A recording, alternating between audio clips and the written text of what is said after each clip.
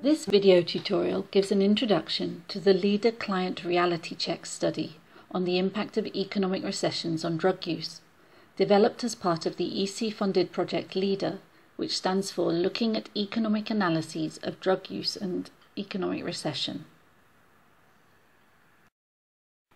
In this tutorial, Antoni Gual from the Clinique Foundation of Biomedical Research in Barcelona will explain the purpose of the LEADER Client Reality Check, its methodology, the findings of the Client Reality Check, and their relation and relevance to the literature review.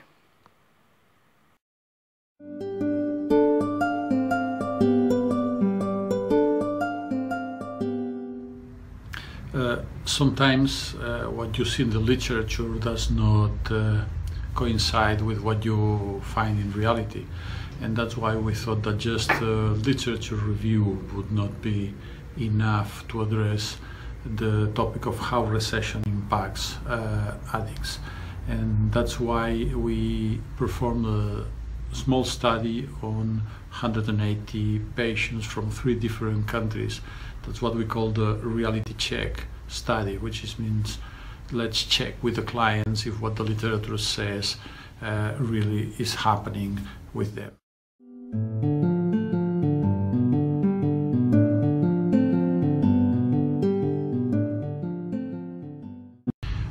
The reality check focuses on the client perspective, and that's why what we did was ask patients that were seen in normal clinics, exactly in three countries, which was England, Catalonia, and Poland, and 60 patients in each country were interviewed as part of the normal practice of the clinician. So when they attended normal consultations, they were asked permission to respond to the questionnaire.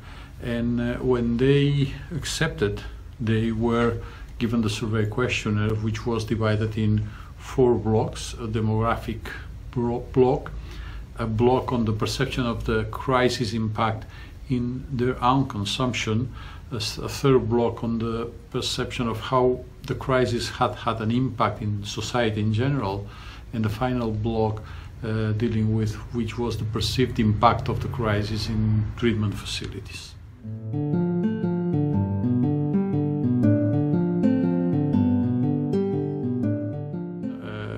Let me start by saying that our sample was characterized by being predominantly males, about 75%, aged between 25 and 44 years of age, mostly with secondary studies, so quite well-educated sample, and about 1/3 of them living alone, which means that they had a relevant level of autonomy.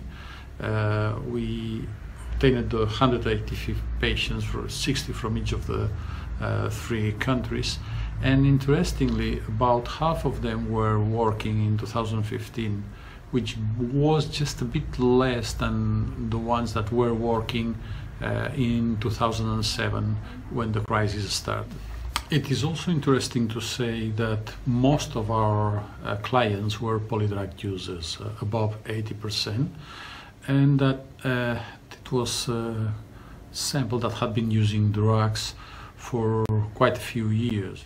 One of the interesting findings we have is that people who were employed in 2007, let's say that 50% were still employed in 2015, which is not surprising. The surprising thing is that of those who were not employed in 2007, we find that 50% of them also were employed in 2015, which means that in both groups, those who were and were not employed, we find a few years later that 50% of them are working. Doesn't matter which was their initial working status.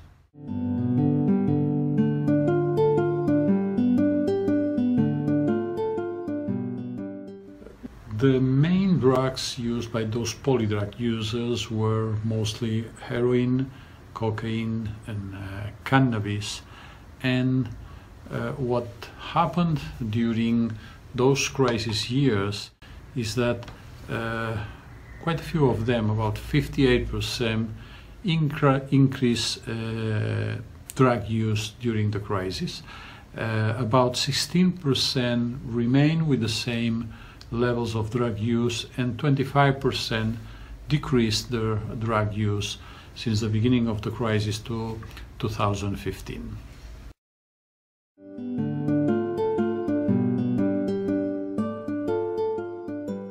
When asked about the reasons why they had increased, on those who had increased their use, the reason that appeared more consistently was that the more free time, the more available time may have led them to have more chances to use drugs.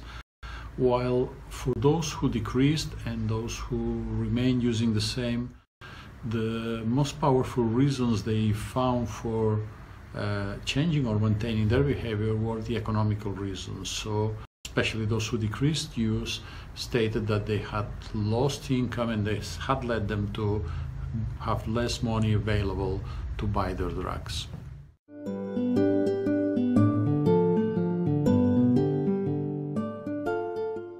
More than half of our patients thought that drugs had become more available during the crisis, not necessarily cheaper, but really more available.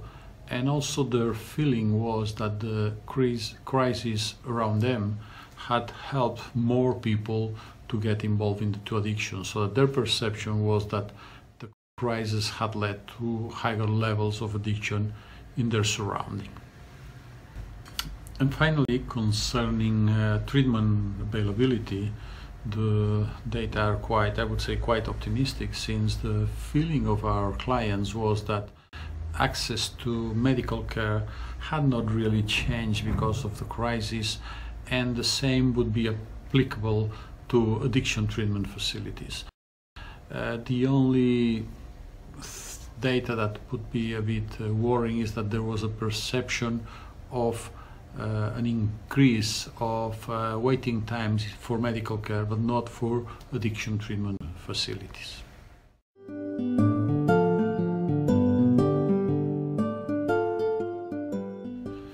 So in fact, our client reality check is in accordance with what we found in the literature review, in the sense that it points to a direction where psychological stress, more availability of drugs, and more free time available may be pathways to an increase in drug use, which is what happens to 53% of the patients we have surveyed.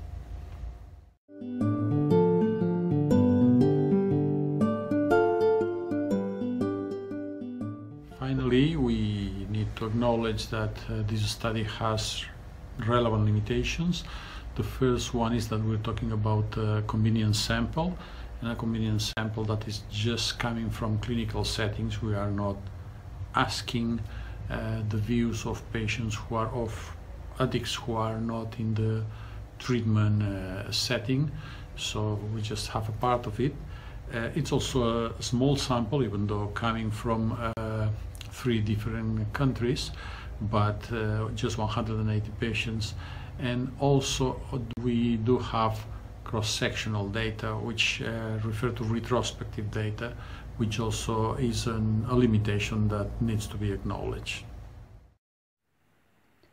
A detailed report on the Client Reality Check study forms a part of the LEADER Deliverable 2.1, a report on the impact of economic crises on illegal drug use, which is available for download from the LEADER project website at www.leader-project.net. The next LEADER video tutorial gives an outline of the process and results of the LEADER regression analysis study on the impact of economic recessions on drug use.